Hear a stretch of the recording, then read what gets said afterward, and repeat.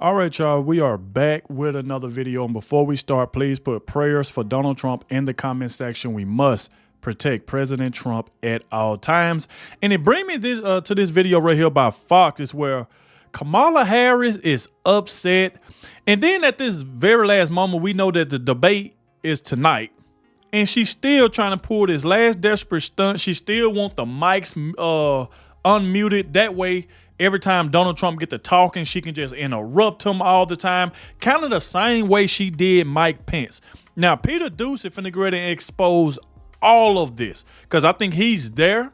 And he finna go ahead and expose the fact that Kamala Harris is pissed off at ABC because they didn't do what she wanted them to do, because she wanted to be able to interrupt Donald Trump and say her favorite word, "I'm speaking." That's what she wanted to do. She wanted to interrupt Donald Trump the entire night, but with her mic being muted and Donald Trump being able to talk, she did not want that to happen. The same way Tulsi Gabbard destroyed her. She wanted to be able to just keep interrupting Donald Trump every time he get to speaking. And now she's trying to say ABC to mess up her strategy. So is Kamala Harris, like, right now still trying to get something did behind the scenes because she is so close to ABC? And ABC already don't like Donald Trump. So Donald Trump is pretty much going against three people tonight. He going against Kamala Harris, and he going against the two moderators because the two moderators don't like Donald Trump. So he pretty much by himself.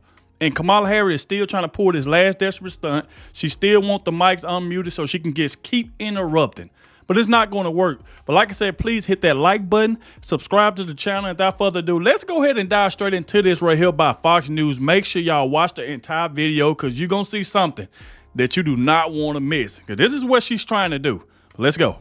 Fox News alert for this. The high-stakes ABC News presidential debate is tonight. However, Vice President Kamala Harris and her team have been working for weeks to lower the expectations now for her. After ramping her up to be ready for these big moments 51 days ago, they now want to say, well, she's the underdog. Does that give them an advantage? What does it give them? I'm Harris Faulkner. You are in the Faulkner Focus. Here is the VP before she began studying for that debate a week ago. This race is going to be tight until the very end. So please, let's not pay too much attention to the polls, because we are running as the underdog. And she says it herself. Many of her fellow Democrats have been working overtime to push that very same underdog narrative.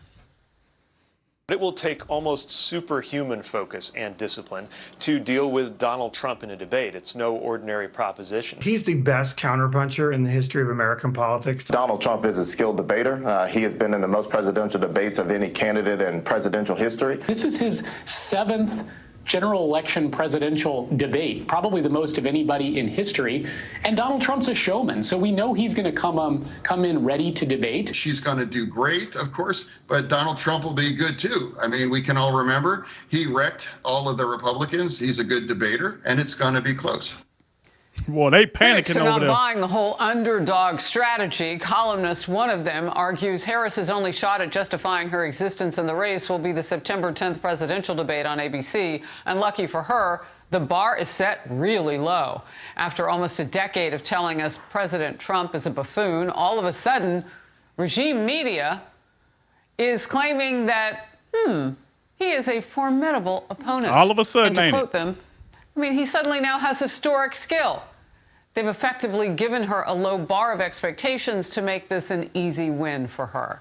Karl Rove broke down his expectations for former President Donald Trump.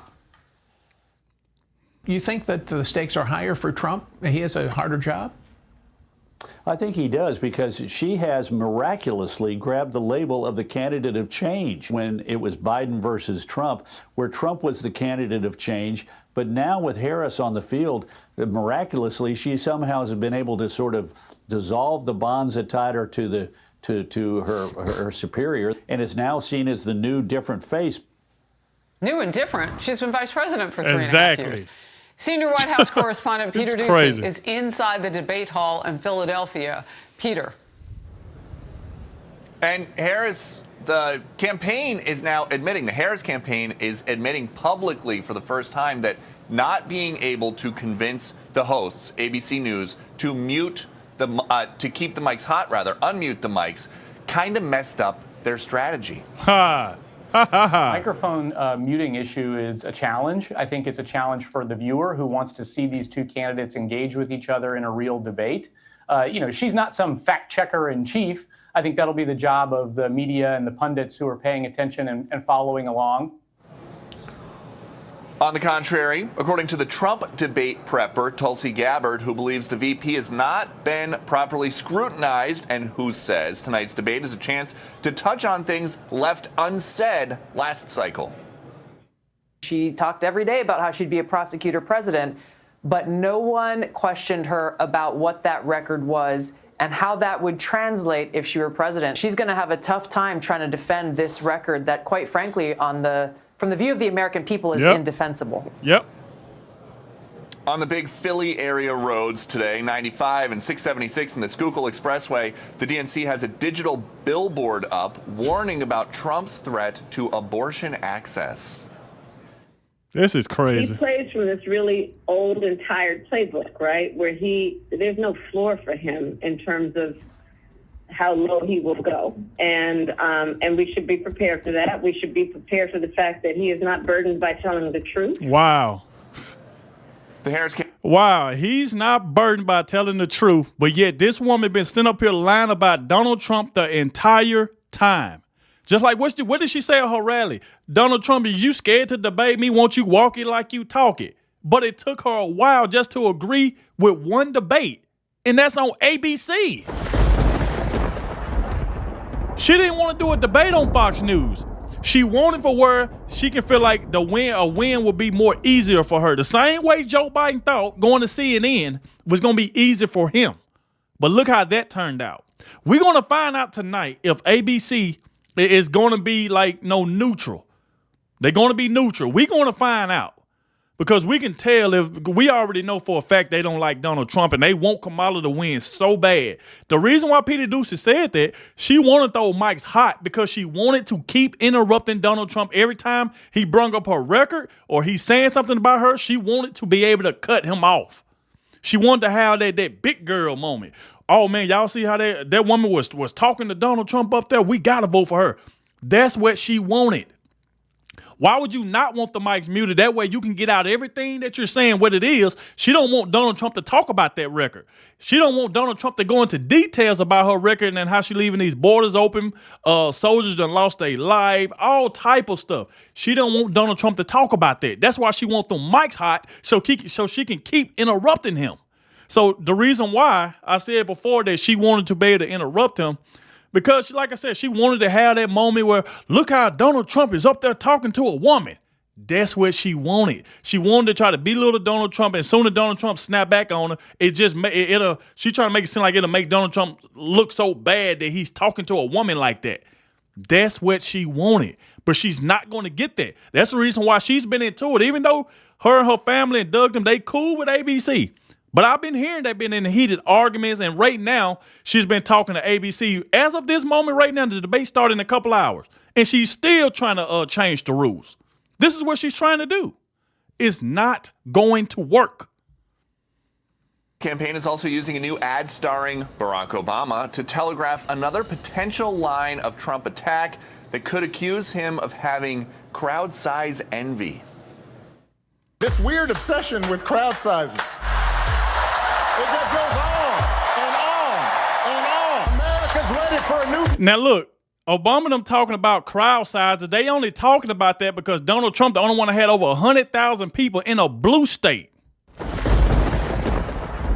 Is that what we talking about now? Talking about Donald Trump and crowd size? They mad because so many people show up to Donald Trump rallies and Kamala Harris don't get that many people. She busting people in from all the way around the world just to try to fill up her rally.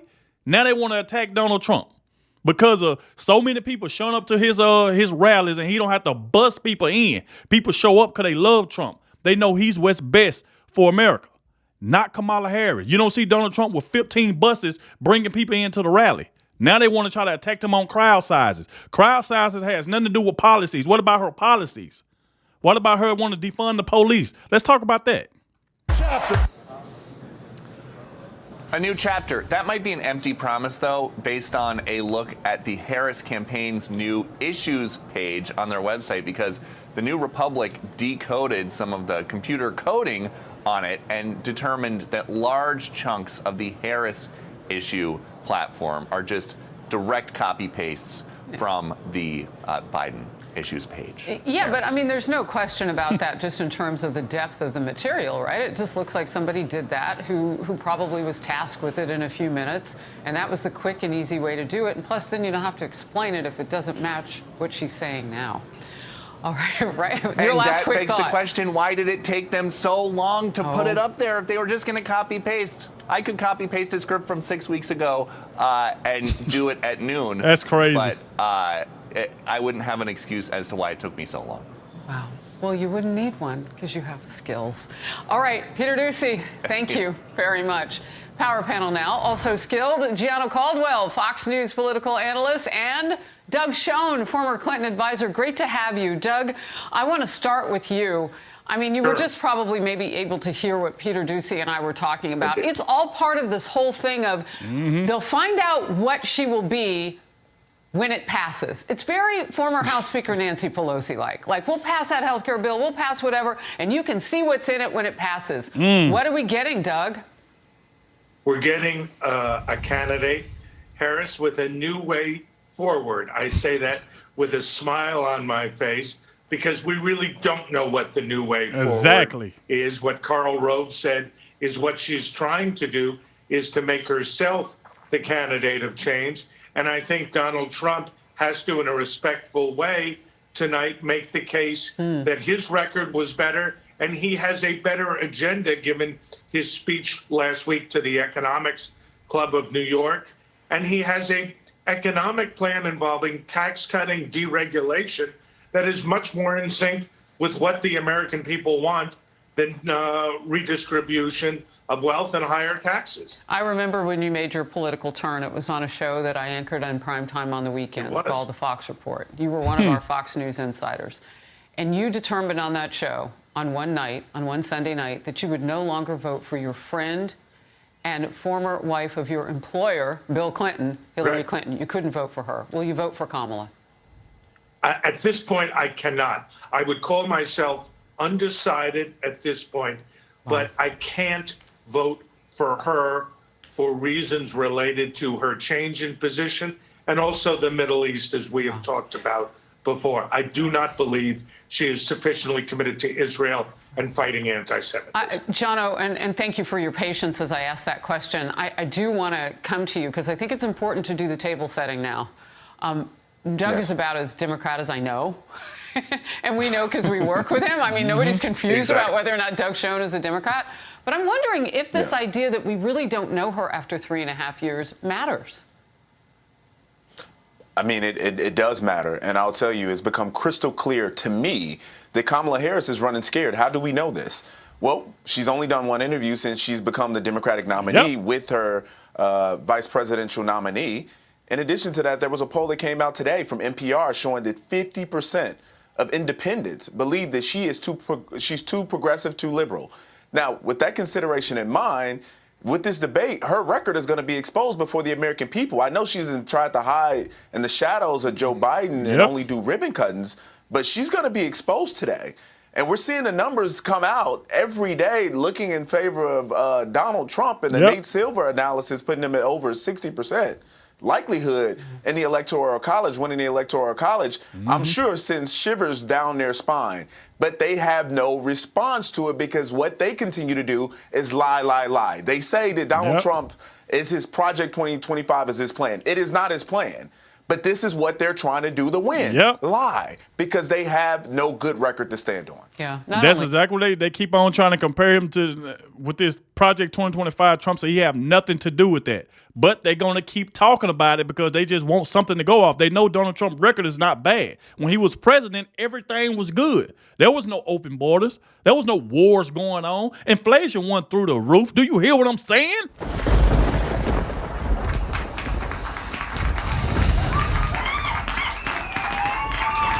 That's facts. That's facts. Kamala Harris is going to get destroyed tonight. Like I said, I will be going live tonight in a couple hours when the debate starts, so make sure you show back up here. But he's definitely telling the truth. They have nothing to go off on Donald Trump.